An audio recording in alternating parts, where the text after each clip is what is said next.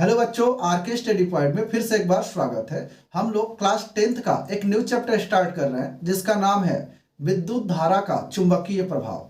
इस चैप्टर के नाम से ही बच्चों स्पष्ट है, विद्युत धारा के कारण उत्पन्न चुंबकीय क्षेत्र। अर्थात हमें यही पढ़ना है कि विद्युत धारा के कारण जो उत्पन्न चुंबकीय क्षेत्र है वो क्या होता है, कैसे होता है, इसी के बारे में हम लोग को पढ़ना है। लेकिन उसके पहले एक टॉपिक है, जैसे चुंबकीय क्षेत्र आप कह रहे हो तो चुंबक के बारे में हमें पढ़ना बहुत जरूरी है। इसके अंतर्गत हम लोग पढ़ेंगे चुंबक क्या होते हैं, चुंबकत्व क्या होता है, चुंबक के प्रकार क्या क्या होते हैं, चुंबक के गुण कौन कौन से होते हैं, इन सारी चीजों के बच्चों पढ़ने वाले हैं। तो सबसे पहले बात करें चुंबक अर्थात मैग्नेट क्या होता है। तो वह पदार्थ, मैग्नेट को और डिफाइन करना है तो बहुत अच्छे से कर सकते हैं। कहेंगे वह पदार्थ जो लोहे के टुकड़ों को आकर्षित करता है तथा इसको स्वतंत्रता पूर्वक लटकाने पर उत्तरी तथा दक्षिणी ध्रुव में ठहर जाता है, चुंबक कहलाता है। कहने का अर्थ है बच्चों, ऐसा कोई भी पदार्थ जो लोहे के टुकड़ों को अपनी ओर आकर्षित करे तथा जिसे लटकाने पर यदि उत्तरी और दक्षिणी ध्रुव में जो है कि ठहर जाए तो उसे हम चुंबक कहेंगे। तो चुंबक बच्चों कहीं भी हो सकता है, कोई भी पदार्थ हो सकता है, जो भी आकर्षित करेगा वो चुंबक कहलाएगा। अब बात करें बच्चों चुंबकत्व क्या है, तो आपको भी बच्चों पता है कि वो जिसके कारण आकर्षित कर रहा है ना, वही चुंबकत्व है। यानी आप इसको वेल डिफाइन कर सकते हो, कहोगे कि चुंबक का वह गुण जिसके कारण चुंबक लोहे के टुकड़ों को आकर्षित करता है। क्या बोलोगे बाबू? कहोगे चुंबक का वह गुण जिसके कारण चुंबक लोहे के टुकड़ों को आकर्षित करता है, चुंबकत्व कहलाता है। तो चुंबकत्व कुछ और नहीं है बच्चों, एक गुण है, चुंबक का गुण है, आकर्षित करने वाला गुण, जिसे हम चुंबकत्व कह रहे हैं। अब प्रश्न आता है चुंबकत्व के बारे में, चुंबकत्व सबसे ज्यादा कहां पाया जाता है। तो जैसा बच्चों आपको पता है कि जो मैग्नेट होता है उसके दो सिराएं होती है, एक नॉर्थ पोल होता है, एक साउथ पोल होता है। तो जो चुंबकत्व होता है वो नॉर्थ और साउथ पोल पे ज्यादा होती है। उसके जैसे जैसे हम नीचे जाते हैं उनका चुंबकत्व घटता जाता है और मध्य में चुंबकत्व शून्य हो जाता है। अब बात करें बच्चों शून्य अर्थात कर सकते हो बहुत कम हो जाता है। अब बात करें आगे बच्चों चुंबकत्व के प्रकार की, तो चुंबक दो प्रकार के होते हैं।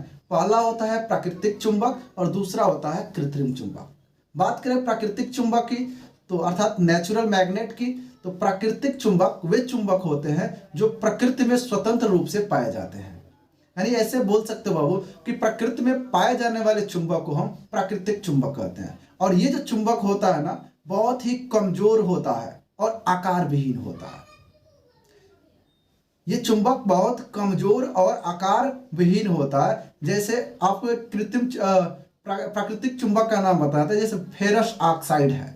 ये जो है कि एक प्राकृतिक चुंबक है, इसको आप चुंबकीय अयस्क के भी नाम से जान सकते हो। कभी कभी परीक्षाओं में पूछा जाता है कि कोई एक चुंबकीय अयस्क का नाम बताओ, तो आप लोग इसको बता सकते हो फेरस ऑक्साइड, जिसका सूत्र होता है Fe3O4। आपको उम्मीद है कि याद हो गया होगा। अब बात करें दूसरा प्रकार अर्थात कृत्रिम चुंबक की, तो आपको भी पता है कृत्रिम जो बनाया गया हो, यानी जिसे मानव ने बनाया हो, यानी वे चुंबक जो मानव निर्मित होता है, वे चुंबक जो मानव द्वारा बनाए जाते हैं, उस चुंबक को हम कृत्रिम चुंबक बोलते हैं, कृत्रिम चुंबक कहते हैं। कृत्रिम चुंबक को भी दो पार्ट में बच्चों बांट दिया गया है। पहला होता है अस्थायी चुंबक और दूसरा होता है अस्थायी चुंबक। तो बात करें सबसे पहले अस्थायी चुंबक क्या होता है। तो वे चुंबक जिनका चुंबकत्व जल्दी खत्म हो जाता है, मतलब वे चुंबक जिनका चुंबकत्व ज्यादा देर तक नहीं रहता है, उसे हम अस्थायी चुंबक कहते हैं। जैसे कहने का मतलब अस्थायी चुंबक का आपको एग्जांपल बताते हैं। जैसे मान लीजिए किसी चालक तार में जब हम विद्युत धारा प्रवाहित करते हैं तो वो चुंबक की भांति व्यवहार करने लगता है, लेकिन वो जब तक हम विद्युत धारा का प्रवाह करते हैं बच्चों, तभी तक वो चुंबक बना रहता है। जैसे ही हम धारा का प्रवाह बंद कर देते हैं वो उसका चुंबकत्व खत्म हो जाता है, आकर्षण उसका खत्म हो जाता है। तो इस प्रकार से जो चुंबक होते हैं उसे हम अस्थायी चुंबक कहते हैं। वो अस्थायी नहीं होता, जब तक धारा बहेगी तब तक चुंबक बना रहेगा, जैसे धारा बंद करेंगे चुंबक खत्म हो जाएगा। अब बात करें अस्थायी चुंबक की। अस्थायी चुंबक क्या होते हैं, परमानेंट मैग्नेट क्या होता है बच्चों। तो ऐसे ही अस्थायी चुंबक से स्पष्ट है, वे चुंबक जिनका चुंबकत्व बहुत देर तक रहता है, काफी समय तक रहता है, उसे हम बोलेंगे अस्थायी चुंबक। जैसे आप एग्जांपल में ले सकते हो, बार मैग्नेट ले सकते हो, चुंबकीय सुई ले सकते हो, नाल चुंबक ले सकते हो जो घोड़े के नाल के जैसा होता है बच्चों, कंपास सुई हो जाएगा। ये जितने भी चुंबक है बच्चों, ये सारे के सारे जो है कि अस्थायी चुंबक है। वो जो नेचुरल वाला था ना, वो आकार विहीन होता है, उसकी कोई आकृति नहीं होती है। आप पृथ्वी से जिस रूप में चुंबक मिलेगा ना, आप उसी रूप में इस्तेमाल कर सकते हैं, उसे आप कोई शेप नहीं दे सकते। अगर आप कोई शेप देने का प्रयास करोगे ना, तो वो जो है कि चुंबकत्व उसका खो दोगे। अब बात करें बच्चों ना, एक चीज प्रश्न हमारे मन में आया है कि जो चुंबक, जब किसी चुंबक को हम लटकाते हैं तो वो जो है कि उत्तरी दक्षिणी ध्रुव में क्यों ठहर जाता है। तो आपको एक जानकारी होना चाहिए कि पृथ्वी भी एक चुंबक की भांति व्यवहार करता है। पृथ्वी एक चुंबक की भांति कैसे व्यवहार करता है, इसके बारे में मैं आपको बताता हूं। देखिए, जब कोई भी चुंबकीय क्षेत्र के संपर्क में, जैसे मान लीजिए यहां कोई मैग्नेट है जिसमें मान लीजिए N और S ध्रुव है, अगर इसके संपर्क में यदि कोई चुंबकीय सुई को लेके आया जाए, जब इसके क्षेत्र में जब हम चुंबकीय सुई को लेके आते हैं तो इसकी चुंबकीय सुई जो है कि एक निश्चित दिशा में ठहर जाती है। इसका मतलब किसी चुंबकीय क्षेत्र में किसी अन्य चुंबक को ले जाने पर वो जो है कि एक निश्चित दिशा में, निश्चित डायरेक्शन में ठहर जाती है। तो वैसे ही इसका मतलब पृथ्वी एक चुंबक है, तभी तो किसी अन्य चुंबक को हम उसके क्षेत्र में रखते हैं तो एक निश्चित डायरेक्शन में ठहर जाता है। ये हो गया हम लोगों का पृथ्वी एक चुंबक की भांति क्यों व्यवहार करती है इसके बारे में। लेकिन बात करें बच्चों और भी चीजों के बारे में, तो जैसे जब हम जब किसी चुंबक को हम जब लटकाते हैं तो एक नॉर्थ साउथ में जो है कि ठहर जाता है। अगर उसी डायरेक्शन में, उसी के हिसाब से अगर जमीन में किसी लोहे का रॉड, मतलब किसी लोहे का रॉड को अगर गाड़ दिया जाए अंदर जमीन के अंदर, तो कुछ समय के बाद वो चुंबक की भांति व्यवहार करने लगता है। अर्थात कहने का अर्थ है, जमीन के अंदर दबी हुई लौह पदार्थ जो होती है, मतलब चुंबकीय जो पदार्थ होती है, वो चुंबक की भांति व्यवहार करने लगती है। इसका मतलब चुंबक के क्षेत्र में रह के वो चुंबक बन गया है। तो फिर पृथ्वी एक चुंबक है, तभी तो उसके अंदर रखी हुई जो है कि लौह पदार्थ जो है कि चुंबक बन के आ जाती है, मतलब चुंबक बन जाता है वो। तो ये कंफर्म होता है बाबू कि एक जो है कि पृथ्वी एक चुंबक की भांति व्यवहार करती है। तो बच्चों, अब हम लोग बात करते हैं चुंबक के गुण की, इसके प्रॉपर्टीज की। तो देखिए बच्चों, जैसा कि आपको पता है कि जब भी हम किसी चुंबक को किसी स्वतंत्रता पूर्वक, मतलब किसी धागे से बांधकर स्वतंत्रता पूर्वक लटकाते हो तो उत्तर और दक्षिणी ध्रुव में ठहर जाता है। इससे यह निष्कर्ष निकलता है कि एक मुक्त रूप से लटकी हुई चुंबक हमेशा उत्तर दक्षिण दिशा में ठहरती है।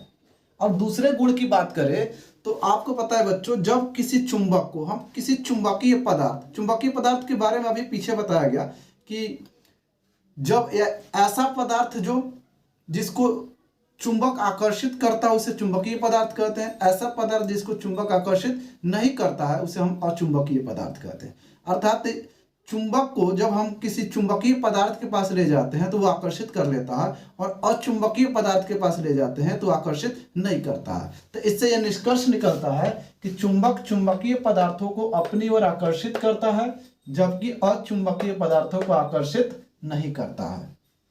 अब बात करें थर्ड नंबर की, तो थर्ड नंबर में अगर आप इसका प्रैक्टिकल से भी आप कर सकते हो बच्चों। जैसे कहने का मतलब, जब किसी दंड चुंबक के ऊपर जब लोहे की बुरादा कर सकते हो, लोहे की छेलन भी कर सकते हो, जब उसको आप गिराते हो ऐसे जो है कि उसको चारों तरफ जब गिराते हो तो आप देखोगे कि सबसे ज्यादा जो है कि लोहे का बुरादा उसके N और S ध्रुव पर इकट्ठे होते हैं। तो इससे निष्कर्ष निकलता है कि चुंबक के ध्रुव पर सबसे ज्यादा चुंबकत्व पाया जाता है, तभी तो वहां पे ज्यादा आकर्षण बल लग रहा है। इसका मतलब हो गया तीसरा हम लोग का गुण कि चुंबक के सिरों पर चुंबकत्व सबसे अधिक तथा मध्य में सबसे कम होता है। और चौथा हम लोग का गुण है कि चुंबक में सदैव दो ध्रुव पाए जाते हैं। जो बिल्कुल कोई भी चुंबक होगा तो उसमें दो ध्रुव पाए जाएंगे, हाँ, प्रश्न एक आता है कि किसी चुंबक को अगर तोड़ दिया जाए बीच में से, चाहे कहीं से भी ब्रेक कर दिया जाए, तो क्या उसमें जो है कि N और S ध्रुव अलग अलग होंगे?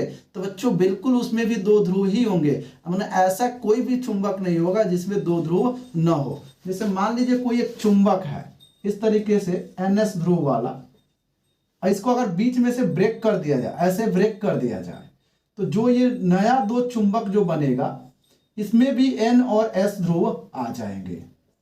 ये भी जो नए चुंबक होंगे उसमें भी दो ध्रुव N और S ध्रुव होंगे। इसका मतलब इन ध्रुवों को एक दूसरे से हम अलग नहीं कर सकते।